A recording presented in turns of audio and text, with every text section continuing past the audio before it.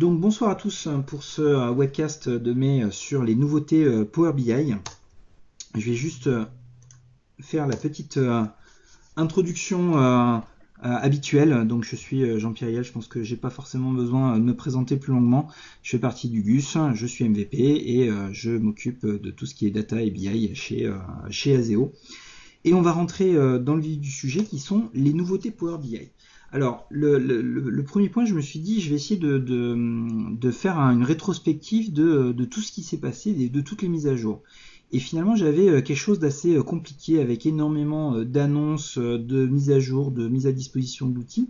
Et donc, je me suis dit, je vais quand même faire un petit peu plus simple et marquer les deux grands jalons qu'on a, c'est qu'en fait, Power BI est un outil qui est disponible pour tout le monde en preview depuis juillet 2013. Donc, c'était à la Worldwide Partner Conference qu'il a été présenté avec des superbes démos d'Amir sur tout un tas d'éléments qui sont maintenant disponibles. Mais mine de rien, entre juillet 2013, donc quasiment un an, et maintenant, en fait, il s'est passé énormément de choses. Il y a eu beaucoup de mises à jour, beaucoup de nouvelles versions d'outils, beaucoup d'annonces. Et les dernières en date, et c'est un petit peu là-dessus qu'on va focaliser parce qu'on a déjà eu des présentations sur les différents outils de Power BI, sur Power BI en général, aux différentes conférences qu'on peut animer. Je vais surtout revenir sur les toutes dernières annonces. C'est simple, c'était au début du mois où il y a eu une grosse conférence qui s'appelle la PAS Business Analytics Conference où Microsoft a fait tout un tas d'annonces sur des nouveautés ou des choses mises enfin à disposition sur l'offre Power BI. Alors, ce qui est assez marrant, c'est de se dire qu'en un an, tous les outils ont énormément évolué. Si on reprend la version de Power Query ou de Power Map d'il y a un an, d'ailleurs Power Map s'appelait, je crois à l'époque Geoflow, je ne sais plus si le nom avait été annoncé justement à la Worldwide Partner Conference. Donc tous ces outils préunitairement ont énormément évolué. Et pourtant, la big picture, l'architecture complète qu'on a autour de Power BI reste stable. On a toujours la même histoire et la même toile de fond à raconter. C'est juste que chaque outil pris individuellement a finalement été amélioré, que ce soit au niveau des interfaces, au niveau des fonctionnalités, et a évolué finalement entre la première mise à disposition et maintenant, au gré des demandes utilisateurs et des retours qu'ont pu faire la communauté. Donc on est vraiment sur quelque chose qui a énormément évolué. Si je prends Power Query, on est sur un rythme de release mensuel, donc ce qui est énorme pour un éditeur de la taille de Microsoft, et je crois que on est à plusieurs dizaines de millions de téléchargements de Power Query. Et ben ils arrivent à le mettre à jour tous les mois, c'est-à-dire que tous les mois on a des nouvelles fonctionnalités, on a des améliorations qui ne remettent pas en cause l'outil ou ce qu'on a pu faire. En plus, il y a une vraie très bonne gestion de la compatibilité ascendante. Power Map, les releases sont un petit peu moins présentes, et Power View sur la version online aussi se met à jour. Évidemment, le petit dernier en retard, c'est la version on-premise, puisque pour Excel, il faut attendre là, pour le coup, des service packs, puisqu'on est sur un rythme de release un petit peu plus compliqué avec beaucoup plus de tests. Donc voilà, la big picture qui reste toujours la même, c'est tous les outils que vous devez certainement déjà connaître, ils ont tous évolué. Donc on va rentrer dans le détail de ces évolutions. Évidemment, je vais pas pouvoir faire des démos sur quasiment tous les outils, mais je vais essayer de vous faire quand même quelques démos sur certaines fonctionnalités qui sont maintenant disponibles. Pour le reste, on en discutera et j'en parlerai, je toucherai deux mots un petit peu sur chaque fonctionnalité. Alors la grosse nouveauté de Power Query qu'on a sur la release du mois de mai. Évidemment, comme je vous disais, il y a tout un tas de petits éléments qui sont apparus depuis un an, mais la grosse nouveauté qu'on a, qui est apparue il y a quelques mois en version preview, mais qui maintenant est totalement disponible avec la version de Power Query sur Excel 2010 et sur Excel 2013, c'est un connecteur pour se connecter à anciennement nommé BO, qui maintenant s'appelle SAP BI, mais je pense que n'importe quel informaticien qui a un peu plus de 2 ans d'expérience sait ce qu'est un univers BO. C'est simple, Microsoft et SAP ont signé un partenariat, ils ont développé ce connecteur pour pouvoir aller récupérer tout le modèle sémantique qu'on appelle un univers qui pourrait se trouver dans SAP BI. Alors quelques contraintes, c'est forcément SAP BI 4.1 SP2, si vous travaillez avec des gens qui font du SAP, vous savez qu'il y a un gros travail de migration vers les versions 4 et 4.1, donc c'est quand même un prérequis. Le deuxième prérequis, c'est qu'il faut qu'on ait des univers de type UNX. Alors, l'idée, c'est pas de rentrer dans le détail de ce qu'est un univers UNX, mais mine de rien, un univers classique qui aurait été migré depuis la version 3 ne marchera pas forcément avec Power Query. Et enfin, ça c'est juste du détail parce que je suis tombé dessus, il y a une limite de 5000 éléments qui est inhérente à SAP BI. Par défaut, quand on requête ces API, donc les API, je crois que c'est du REST, hein, une sorte c'est un web service en REST. En fait, il bloque par défaut à 5000 éléments. Après, il faut juste le configurer. Donc, vous inquiétez pas si vous voyez que 5000 éléments. Qu'est-ce que ça apporte finalement d'avoir SAP BI? En fait, il y a un gros travail qui a été mené souvent dans les entreprises depuis des années à développer des modèles sémantiques. On vous parle souvent des modèles sémantiques avec des outils comme le tabulaire, comme Power Pivot, comme Analysis Services. L'importance de créer un modèle sémantique, en fait, SAP BI, via son univers, permettait de créer des univers sémantiques. Et ça, c'est des choses sur lesquelles des grosses entreprises vont des fois capitaliser pendant des années à justement créer ce modèle sémantique. Et derrière, évidemment, il va y avoir du Oracle, du SQL Server, enfin, des bases de données métiers. Et l'idée, c'est quand même de ne pas perdre cette capitalisation sous prétexte qu'on fasse de la self-service BI. Et c'est de se dire finalement, et si je me connectais sur tout le travail qui a été réalisé par les spécialistes des univers BO pour aller récupérer les données, en fait c'est chose faite, on peut maintenant se connecter. Autre petite nouveauté dans Power Query, donc là on pourrait se dire qu'on est du domaine de l'anecdote ou du détail, c'est le comportement de chargement par défaut. Si vous faites du Power Query régulièrement, quand vous créez une query, une requête, par défaut elle va charger dans la feuille Excel avec évidemment la limite des 1 million de lignes. Hein. Il vous prévient en disant que vous allez dépasser s'il y a besoin. Et par défaut, en fait, il ne la charge pas dans le data model. C'est à vous de cocher la bonne case qui va bien pour pouvoir lui dire, le résultat de ma requête, je la veux dans le data model et pas forcément dans la feuille. Et quand vous êtes comme moi un spécialiste de la BI, forcément 99 fois sur 100, vous allez vouloir charger dans le modèle parce que ce qui vous intéresse c'est de créer un modèle de données pour derrière pouvoir le requêter avec du Q&A ou avec du Power View. Et forcément c'est un peu rageant à chaque fois devoir cocher cette case parce qu'on l'oublie une fois sur deux. Là en fait on a la possibilité de pouvoir le mettre dans les options directement de Power Query. Alors ça peut être anecdotique, mais mine de rien, c'était une demande qui était qui a été extrêmement plébiscitée et qui permet vraiment d'améliorer son quotidien. Troisième petite nouveauté ou groupe de nouveautés qu'on peut noter sur Power Query, c'est l'amélioration de l'ergonomie. Je ne vais pas rentrer dans le détail de tout ce qui a été amélioré sur l'interface de Power Query, mais je peux citer que on a maintenant une gestion de clavier, on peut ranger ses queries quand on est sur. Je vais peut-être mettre un Power Query en fond. Hop. Juste ouvrir un Excel. Quand ici on est sur hop, ça devrait s'afficher dans quelques secondes chez vous. Mais donc j'ai finalement un classeur Excel avec deux requêtes. Bon là il n'y en a que deux, mais certains classeurs, si vous faites des choses un petit peu complexes, vous pouvez avoir 5, 6, 10 requêtes ou parties de requêtes.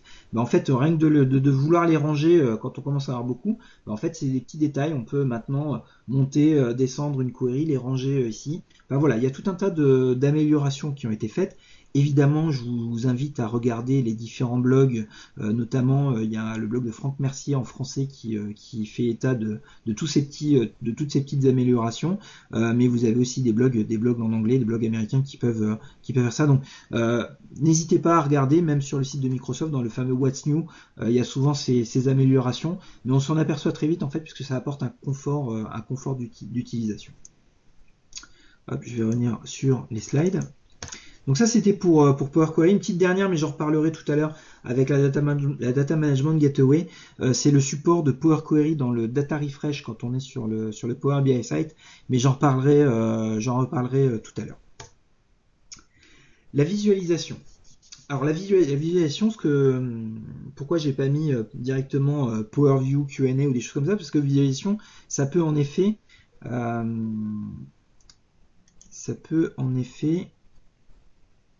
désolé, j'ai Link qui me met un petit warning. Bon, j'espère que vous êtes toujours là, donc je continue. Donc en termes de visualisation, on a plusieurs outils qui vont permettre de visualiser les données qui viendraient d'un Power Query ou d'un modèle Power Pivot. Hein. Évidemment, Excel en fait partie, Power BI en fait partie. Q&A finalement est un outil de visualisation. On a toute la partie mobilité. Donc j'ai englobé ça un petit peu dans un gros chapitre, mais évidemment je vais rentrer à chaque fois dans les différents outils. Le premier, la première grosse nouveauté, et c'est là-dessus où je vais passer un petit peu de temps parce que je vais vous faire une démo, c'est une nouvelle fonctionnalité qui apparaît avec Power View qui s'appelle le Time Series Forecasting. On n'a pas encore eu, de nom, ou moi j'ai pas vu de version de tentative de traduction de la part de Microsoft, mais c'est simple, hein, c'est de l'analyse prédictive. L'idée c'est de faire du forecast, de la projection. Donc c'est de se dire, je sais pas, moi j'ai mes ventes, je vais avoir le suivi de mes ventes jour après jour. Ben, j'ai envie finalement un petit peu de tirer le trait et de me dire qu'est-ce qui va se passer dans le mois qui vient, dans l'année qui vient, etc. Donc ça c'est évidemment, on peut le faire en évaluation, en élaboration budgétaire, mais l'idée c'est souvent d'utiliser des algorithmes de type data mining pour exécuter et essayer de projeter, de se dire qu'est-ce que je pourrais faire si on reste sur le même trend, sur la même courbe. D'ailleurs, une des fonctionnalités les plus utilisées, moi que j'ai pu voir en entreprise de projection, c'est finalement les courbes de tendance dans un simple graphe Excel. Bouton droit, ajouter une courbe de tendance.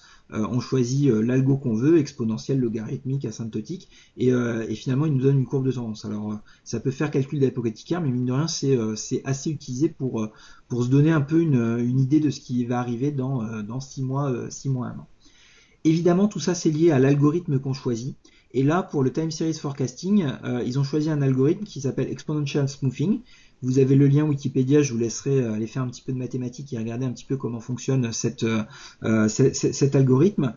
Bien évidemment, quand un éditeur, que ce soit Microsoft, que ce soit SAS ou d'autres, choisissent finalement un algorithme pour faire ce type de fonctionnalité, pour faire du prédictif ou du mining, ils font un choix, ils font un parti pris. Là, le parti pris, ça a été de choisir cet algo-là. Et forcément, il y aura des gens qui vont dire, bah oui, mais moi j'aurais préféré un autre algo, ou ils l'ont implémenté de telle façon, etc. Parce que, comme tout algorithme mathématique, il y a plusieurs implémentations disponibles sur le marché. Donc évidemment, tout ça c'est documenté.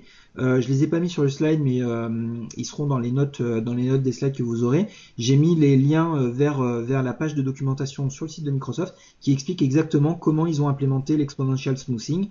Et ainsi, vous n'êtes pas pris au dépourvu, vous ne pouvez pas dire, si jamais vous ne faites pas votre prévision, que c'était la faute à Microsoft et que leurs algos ne sont pas bons. Hein, vous savez en connaissance de cause. L'incasting, alors j'ai peut-être une mauvaise prononciation, c'est pareil, j'ai pas de traduction sur ce terme-là. Qu'est-ce que c'est? En fait, ça va être une fonctionnalité que va nous proposer Microsoft avec son algo de forecasting, c'est de pouvoir dire finalement, je veux rejouer l'algo dans le passé pour voir si finalement l'algo est fiable par rapport à ma courbe ou à ma tendance. Donc, je vais vous le montrer en démo, ça sera beaucoup plus parlant. Mais l'idée, c'est vraiment de se dire, de donner un peu de la véracité à cet algo et de voir s'il est pertinent ou cohérent. Et comme ça, vous pouvez en fait le rejouer sur, par exemple, l'année précédente pour voir si finalement la projection qui va être faite correspond à finalement l'année que vous avez faite. Et donc, ça donne un critère de confiance un petit peu plus sur cet algorithme. L'autre paramètre qu'on a sur cet algorithme, c'est tout ce qui est saisonnalité. Vous allez pouvoir donner des informations à l'algorithme pour pouvoir gérer les saisons.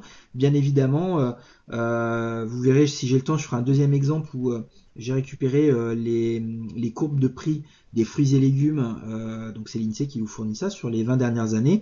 Évidemment, vous doutez bien que sur les prix et légumes, on a une saisonnalité, puisqu'on a les fruits qui ne sont vendus uniquement qu'en période en été ou en hiver. Donc c'est des choses importantes pour paramétrer votre algorithme et ainsi avoir des résultats cohérents. Autre fonctionnalité qu'on a avec le Time Series Forecasting, c'est tout ce qui est indice de confiance. Pareil, alors ça se base sur l'écart type tout simplement, mais en fait il va finalement vous calculer un indice ou une plage de valeur sur lequel il est plutôt en phase avec la projection qu'il va vous faire. Encore une fois, vous allez le voir dans la démo, ça sera assez parlant, mais tout ça, ça sert finalement à paramétrer votre algorithme de projection pour pouvoir avoir des données les plus correctes possibles. Parce que l'idée, c'est pas une courbe de tendance comme dans Excel où on dit juste c'est linéaire, suis les points et fais de l'extrapolation et donne-moi la suite. On est vraiment sur quelque chose, sur un algo mathématique, donc forcément, comme tout ce qui est algo mathématique, on a des variables à mettre pour pouvoir paramétrer ça. Avant-dernier point, la correction de valeur. Ça, je vous le montrerai, je vais éviter de l'expliquer parce que je pense que ça peut semer la confusion. Vous allez voir, on a quelque chose d'assez sympathique. Et enfin, je terminerai juste avant la démo par la gestion des valeurs manquantes. On peut se dire, je vous donnais l'exemple de mes tarifs des fruits et légumes sur les 20 dernières années. Potentiellement, sur les données que j'ai récupérées de l'INSEE, je peux avoir une année manquante ou un mois qui va manquer. Donc ça, évidemment, il faut pouvoir le gérer. Il faut le gérer dans vos calculs. Mais il faut le gérer aussi dans le forecast, puisque forcément, il se base sur les points précédents pour pouvoir projeter la courbe. En fait, pareil, tout ça expliqué sur le site de Microsoft. Pour la gestion des valeurs manquantes, globalement, vous avez juste un chiffre à retenir, c'est 40%. Si vous avez moins de 40% de valeurs manquantes sur la période que vous êtes en train de regarder pour faire votre projection, en fait, il va pouvoir extrapoler. Donc, c'est simple, hein, c'est de l'interpolation. Donc, il va tout simplement mettre les points à peu près au milieu, là où il manque, là où il y a des trous. Donc, il va mettre les valeurs manquantes. Au-delà de 40%, j'ai pas prévu de vous montrer ça en exemple, mais en fait, ce que fait l'outil, c'est que finalement, il vous dit qu'il ne peut pas projeter la courbe parce qu'il n'a pas assez de valeur pour pouvoir le faire. Voilà, donc on a quelque chose d'assez intelligent, d'assez homogène et qui, j'espère, alors j'ai pas eu le temps de montrer ça à des data miners ou à des data scientists pour voir un peu leur réaction. Je sais que traditionnellement ils sont plutôt à toujours pinailler sur l'implémentation dans le détail de l'algorithme, mais bon, j'espère qu'avec la gestion un peu de la variabilité de cet algorithme, ils vont pouvoir être satisfaits et utiliser ça. Alors, je ne vais pas attendre que le slide apparaisse, hein. Il y a marqué démo sur le slide, vous allez voir dans très peu de temps, mais je vais juste évidemment passer à une démonstration. Hop, donc là je suis en train d'ouvrir un classeur Excel, dans lequel je vais évidemment pas vous dire insister sur comment j'ai récupéré les données et de la modélisation que j'ai fait. Ça va s'afficher dans très peu de temps. Mais en fait, tout simplement, ce que j'ai, c'est que j'ai été me connecter à ma boîte aux lettres Exchange. Hop, je vais juste faire en sorte que ça marche. J'ai été me connecter à ma boîte aux lettres Exchange et j'ai récupéré finalement tous les mails que j'ai reçu et envoyé sur l'année 2013. Donc finalement, j'ai une jolie courbe qui normalement doit s'afficher. Si quelqu'un peut me faire un retour dans les commentaires, vous avez une courbe qui finalement est le nombre de mails que j'ai envoyés. On est sur une granularité sur un pas, hein. La granularité dans le temps, elle est à la semaine. Alors le problème, c'est que, et oui, forcément, c'est pas là qu'il faut que je vous montre. Donc là, je suis dans Excel. C'était juste pour vous montrer mon modèle. J'ai récupéré ça. J'ai donc une jolie courbe. Et donc l'idée de ce que je vais faire, c'est tout simplement me dire, et si j'essayais de calculer combien je vais envoyer de mails le mois prochain. Donc l'idée, c'est tout simplement d'appliquer ce time series forecasting sur cette courbe-là pour voir un petit peu combien j'enverrai de mails. Et donc là, vous voyez que je suis en train de switcher et d'aller sur le site Power BI. Ça va s'afficher dans très peu de temps. Pourquoi? Parce que cette fonctionnalité, c'est vrai que je ne l'ai pas précisé, mais elle n'est disponible que sur la version online. Comme je vous disais, Excel se met à jour pas forcément dans le même espace-temps que la version online. Donc pour ça, il faut que vous alliez tout simplement sur Excel en version online. Donc vous mettez votre classeur, votre modèle Power Pivot et votre classeur dans votre site Power BI. Vous l'ouvrez, donc là il va l'ouvrir par défaut en Silverlight. J'en profite, même si je ne l'ai pas mis, mais une des nouveautés c'est de pouvoir l'ouvrir en mode HTML5. Et donc pour avoir accès au time series, il faut passer en mode HTML5 parce que la version Silverlight, on sent bien qu'elle en est à sa fin de vie et que toutes les nouveautés vont arriver sur les versions HTML5, mais le time series n'est pas disponible sur la version Silverlight. Donc, vous me dites quand vous voyez à l'écran la courbe, donc c'est exactement la même que dans Excel, sauf que là, je suis en version HTML5 dans un navigateur. Hop, visiblement, ça a l'air bon. En fait, vous pouvez voir normalement un petit point. qui se trouve sur ma courbe. Alors je suis avec ma souris pour vous le montrer, mais en fait j'ai un écran tactile, donc je vais le faire, je vais le faire au doigt. C'est-à-dire que tout simplement ce petit point, je vais tout simplement mettre mon doigt dessus, et vous voyez que je vais le pousser sur le côté. Donc par défaut, en fait, je pense qu'il y a un petit souci de configuration de leur côté qu'il faudra remonter à Microsoft. Mais par défaut, la première chose, vous voyez qu'il vous ouvre tout un panneau d'analyse sur le côté. Mais après, on a la possibilité, voilà, d'agrandir. Donc là, par exemple, donc je suis sur les semaines, donc je suis à 60 semaines, 70 semaines, et donc je vais pouvoir agrandir. Et ici, donc, il va me projeter. Hop, je reviens à la souris pour vous montrer. Il va me projeter la courbe sur les 30 semaines qui suivent 2013. Donc la 30e semaine, on est à peu près dans ces eaux-là. Et donc voilà la courbe qu'il a réussi à déduire. Donc voilà la projection. Dans le panneau de configuration de l'analyse, vous voyez les variables dont je parlais. Donc la saisonnalité. Là par défaut, la saisonnalité c'est simple, je lui ai mis en automatique. Mais je peux très bien lui dire que ma saisonnalité, c'est par exemple par année. Et donc là, je vais lui dire que c'est toutes les 52 semaines. Pourquoi? Parce que je suis au niveau de la semaine. Donc là, lui, il a essayé de détecter une tendance en fait dans mes données. Il en a déduit que c'était que j'avais un pas de 11 unités. Hein. Vous le voyez, c'est marqué juste au-dessus. Donc là, je pourrais très bien le passer à 52 et vous voyez qu'il refait le calcul ici, mais même un petit warning en me disant que attention, il faut 3 fois plus de points que de périodes pour pouvoir faire ça. Donc là, comme j'ai un pas de 52, donc ce qui correspond à une année, il n'a qu'une année dans le passé, donc vous voyez, il vous dit je n'ai pas assez de valeur pour pouvoir avoir un algorithme vraiment intéressant. Voilà. Donc là, autant lui laisser en auto, et là, il va donc faire ce calcul.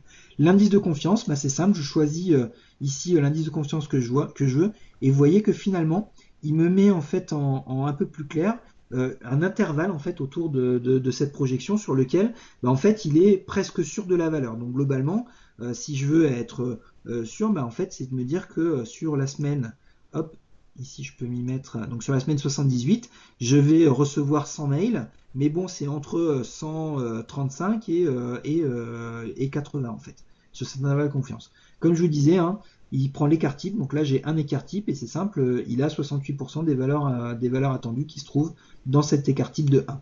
Voilà. Donc je vous ramène à vos cours de stats et de proba et de maths hein, pour le calcul de l'écart type. Linkcasting, j'en parlais. L'idée c'est de me dire, finalement, moi ce que je veux c'est voir si finalement il avait raison si je prends les 30 semaines avant la fin de l'année. En fait c'est simple, hein. Vous voyez le petit point qu'il y a sur la gauche, j'ai juste là à le ramener vers la gauche et en fait tout simplement vous voyez que alors d'ailleurs ça l'a complètement perturbé parce que il n'arrive plus à trouver la saisonnalité, mais en fait donc là je vais peut-être lui dire qu'il y a une solidité de 3 pour voir ce qu'il cherche, mais en fait je lui ai dit tu démarres des périodes d'avant et tu essayes de me trouver une saisonnalité et voilà ce qu'il va faire. Donc on voit bien que finalement l'algorithme a du mal à trouver la réalité puisque finalement ce qui m'aurait ce qui m'aurait prédit finalement n'est pas en phase avec la réalité. Hein. Alors c'est simple, c'est parce qu'il a juste pas prévu qu'il y avait les journées SQL Server en décembre et que c'est pour ça qu'il y a beaucoup de mails qui sont reçus et envoyés à cette période. Mais qu'à cela ne tienne, je peux très bien me jouer un petit peu avec les valeurs et essayer de faire de la projection. Et là, c'est le troisième élément que je vous ai dit que je vous montrerai en vrai parce que c'est difficile à expliquer, c'est finalement la correction de valeur. Là, on voit finalement qu'on a une petite baisse sur la semaine, c'est quelle semaine? Sur la semaine 33. Et finalement, je peux me dire, oui, mais la semaine 33, elle n'est pas significative. Donc finalement, j'ai pas envie qu'il prenne la valeur très basse qu'il a. Je sais pas, admettons que ce soit des vacances ou je sais pas. J'ai envie qu'il prenne une autre valeur et donc je fais une simulation. En fait, j'ai juste à remonter la valeur ici et dire, non, en fait, cette semaine-là, c'était une semaine où j'en ai reçu 80 des mails. Et donc là, vous voyez, finalement, il change la valeur qu'il aurait eu à cette période-là et il recalcule l'algo. Et donc là, je vais faire pareil finalement avec les 3 semaines qui sont un peu auparavant. Et vous voyez qu'il recalcule complètement l'algo. Alors le problème, c'est que j'ai pas la bonne saisonnalité. Mais vous voyez que tout de suite, la courbe a un peu changé puisque tout à l'heure, j'avais une courbe très plate en fait. Et là, on a une courbe qui monte. Alors elle a une pente très faible, mais j'ai bien une courbe qui augmente. Donc là, il faudrait peut-être avoir une saisonnalité un petit peu plus. Donc tout à l'heure, il l'avait pris à 11. On va la prendre, on va se mettre à 7. On va essayer de s'approcher de 11 pour voir, vous voyez, on a quelque chose qui se rapproche. Hop, donc là j'ai une saisonnalité de 12 et on voit qu'on a quelque chose qui va être un peu plus logique, qui va suivre un petit peu moi mon cycle que j'ai. Et finalement ce cycle-là va peut-être prendre mes vacances parce que je les prends toujours au même moment. Des événements comme le SQL Saturday ou les journées SQL Server qui ont un impact direct sur le nombre de mails que je reçois. Donc là l'idée c'est vraiment je fais mon boulot d'analyste pour essayer de faire ça. Alors évidemment c'est sur le nombre de mails reçus, mais on peut très bien imaginer ça, de faire ça sur des ventes ou sur du budget, sur de la conso, sur tout un tas de choses assez intéressantes. Voilà. Et donc tout ça, je l'ai fait tout simplement avec des données que j'ai mis dans un modèle Power Pivot, donc en full self-service. J'ai pas de data mining, j'ai pas de cube SSAS qui tourne derrière, j'ai pas toutes ces choses là derrière. Je vais revenir au slide parce que je m'aperçois que j'ai été très bavard sur cette fonctionnalité et que j'ai tout un tas de trucs que je voulais vous montrer. Hop, on va continuer. Si vous avez des questions sur le time series forecasting, on les prendra à la fin de la session. Alors, quelques nouveautés. C'est simple, sur la mobilité, donc on est un peu toujours dans la visualisation. La Power BI App, alors avant je l'appelais Power BI Mobile App, mais on dit bien Power BI App, a été mise à jour. Alors, j'avais suivi, en effet, j'avais vu quelques annonces de mise à jour, mais à chaque fois, l'application ressemblait à chaque fois à la même chose, et globalement, je voyais pas forcément les changements. Peut-être des meilleures performances ou autre. Là, en fait, on a une vraie mise à jour. Vous allez le voir tout de suite, puisque je vous ai ouvert la dernière version. Alors peut-être que vous l'avez vu si vous aussi vous l'avez mis à jour depuis le store. Mais en fait, on a quelque chose de beaucoup plus ergonomique, beaucoup plus performant dans le chargement, beaucoup plus simple aussi à utiliser. C'est-à-dire que ici, quand je vais tout simplement charger les rapports que j'ai, en fait, dans le chargement, je vais pouvoir me connecter directement à mon site. Avant, il fallait que je tape l'URL à la main. Alors, je vous rassure, je l'ai tapé la première fois, mais en fait, il me le met bien dans les sites récents. Et après, pour se balader, c'est quand même beaucoup plus simple. Ici, il voit les rapports qu'il a mis en favori, et vous pouvez même les mettre en favori côté Power BI Site, ce qui fait qu'en fait, on récupère vraiment tout ce qu'on a pu préparer, sur côté web. Mais en fait, on le retrouve dans son application mobile. Ce qui est intéressant, évidemment, on peut se dire ouais, bon, je suis sur mon PC, je l'ai aussi, je pourrais très bien me dire que je l'ai aussi sur un navigateur. Voilà, l'avantage, mine de rien, c'est que on va avoir un petit peu plus d'interactivité et d'éléments sympas, puisque une fois qu'il a chargé les données, il y a une bonne partie de l'affichage qui va se faire. Alors c'est un peu long au démarrage, mais après on a une bonne partie de l'affichage qui va se faire en local, et forcément qui n'est pas disponible là. Et on va le recharger. Je pense que c'est parce qu'il est ouvert de l'autre côté. Non, si, c'est bon. Voilà, donc là il l'a ouvert, hein, c'est bien du PowerView, hein, ça doit censé vous dire quelque chose. Hein, on est bien sur du PowerView, on est bien sur le même classeur Excel que je vous ai montré quand j'étais en mode HTML5. Mais ce que je voulais vous montrer surtout en dehors de le petit revamping graphique qu'a eu cette application, c'est qu'en fait le fameux forecasting, hop, ah non, ne me dites pas qu'il va pas marcher. Là, allez, on y croit. Alors, pour l'application BI, c'est quand même dommage. D'accord. Bon, alors le touch ne marche pas très bien, mais en fait, vous voyez où je veux en venir, c'est que finalement, tout ce que j'ai fait dans l'application HTML5 en ligne, en fait, je l'ai sur ma tablette et je peux directement le faire en réunion avec.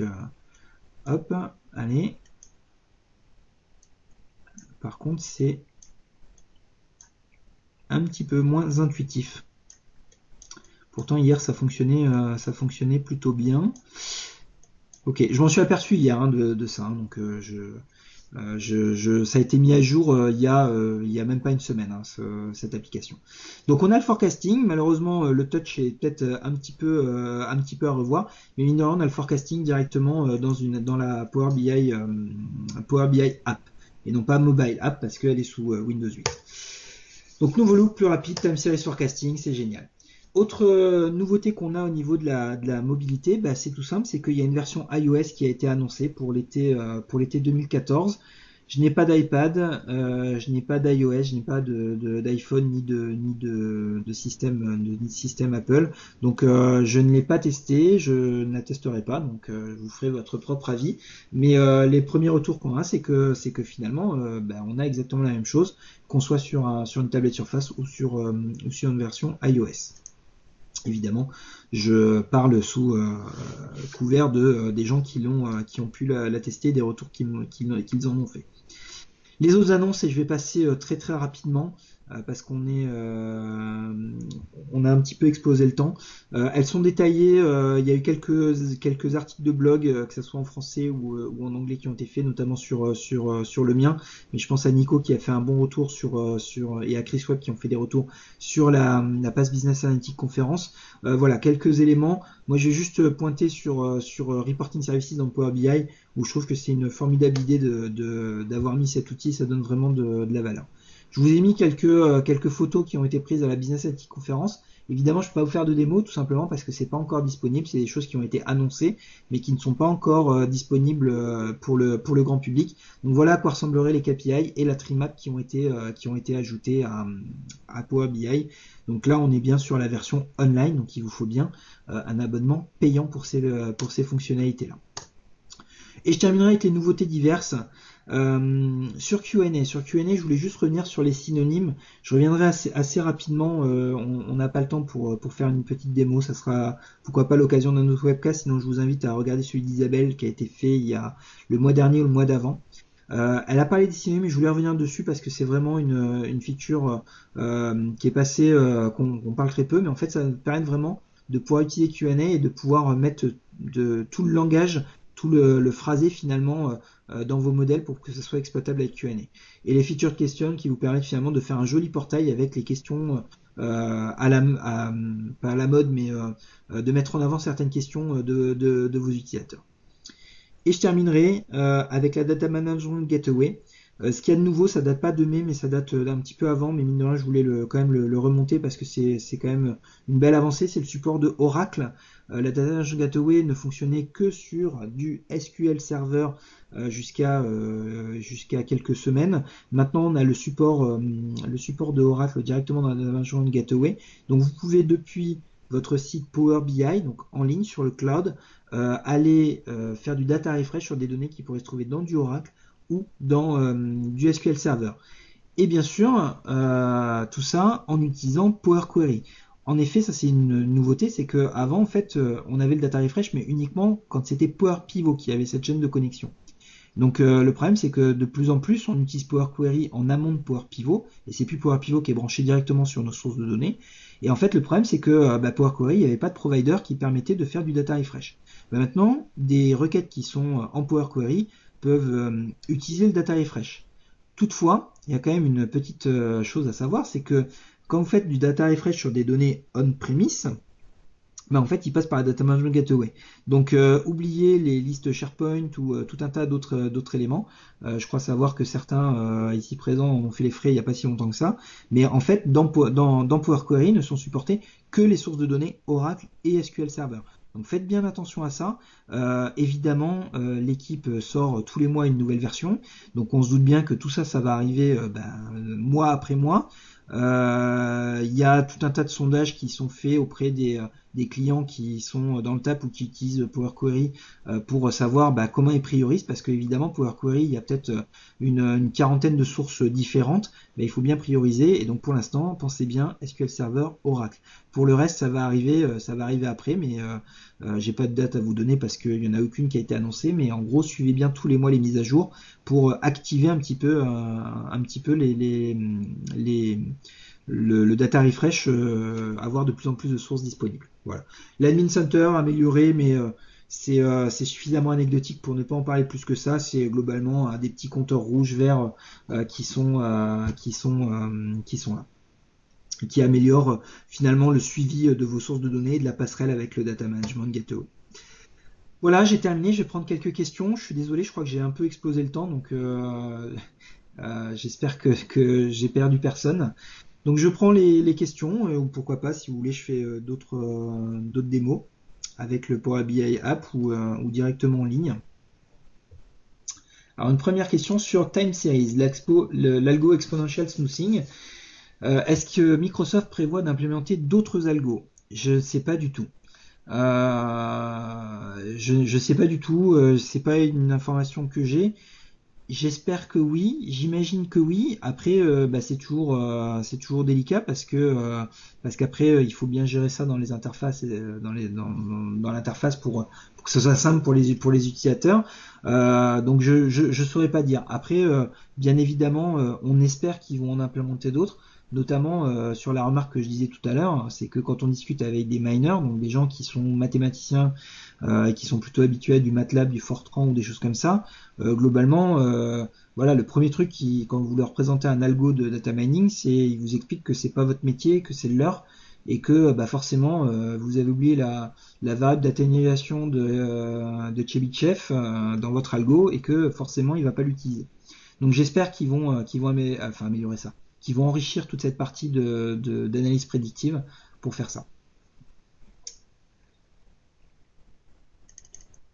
Et donc pour compléter la question, plus généralement d'autres analyses de data mining, pareil on espère, alors évidemment là pour l'instant c'est pour ça qu'ils l'ont bien appelé Time Series Forecasting. Il n'y a pas d'algo de clustering ou de choses comme ça qu'on peut retrouver avec l'ADIN de data mining classique d'Excel. Autre question de Romain sur à quand la même app sur Windows Phone. Donc là on revient sur l'application, la Power BI app. Pareil, c'est des choses qu'on remonte, mais j'en ai pas entendu parler en tout cas. Là, c'est vraiment ce qui a été annoncé d'ailleurs à la WPC il y a un an, c'est de l'avoir sur iOS, Android et Windows RT.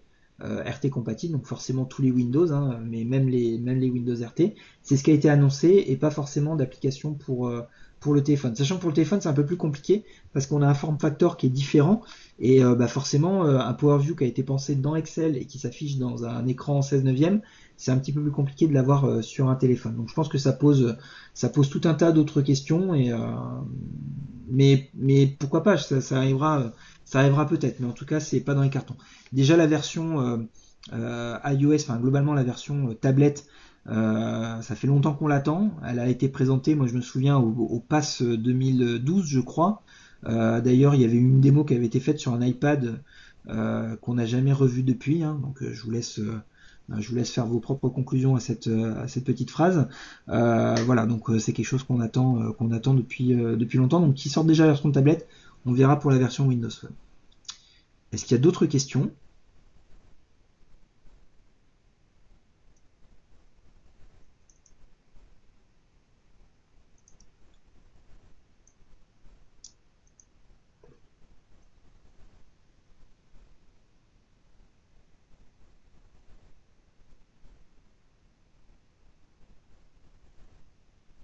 Alors, peut-on faire de l'analyse prédictive sur des tableaux et non sur des graphes?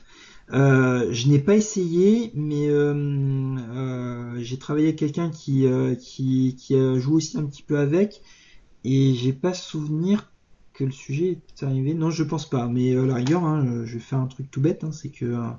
alors par contre, hop, oui, il l'a reloadé, donc je vais sur un tableau, déjà sur le bar chart on l'a pas. Et sur un tableau, en plus, je vois pas trop comment on pourrait, d'un point de vue ergonomique, hein, je vois pas trop comment ça pourrait se présenter, parce que là, le gros avantage, hein, c'est la façon dont c'est fait, hein, c'est qu'en fait, on est vraiment sur, je poursuis ma courbe, donc j'y vais au doigt, et donc là, on s'aperçoit que la version HTML5 marche quand même beaucoup mieux que la version Power BI App. Donc on le fait au doigt, donc forcément, j'aurais du mal à voir comment on fait ça sur un tableau. Mais après, le tableau, le transformer en line chart, c'est plutôt simple, hein, si on est dans Power View. Une autre question de Laurent, peut-être?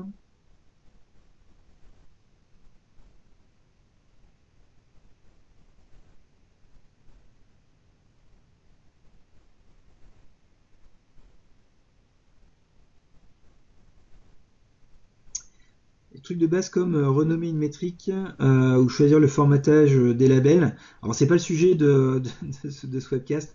Oui évidemment, comme je disais, tous les outils sont en perpétuelle évolution. Il y a énormément de gens qui travaillent derrière, mais je pourrais pas en dire plus Je pourrais pas en dire plus sur ce webcast. Voilà. Mais oui, bien sûr, il y a plein de gens qui travaillent et ils pensent à énormément de choses, Après, est-ce que c'est le formatage précis des labels ou les métriques? Voilà, ça il faut attendre les sorties pour savoir sur quoi les efforts de développement ont porté.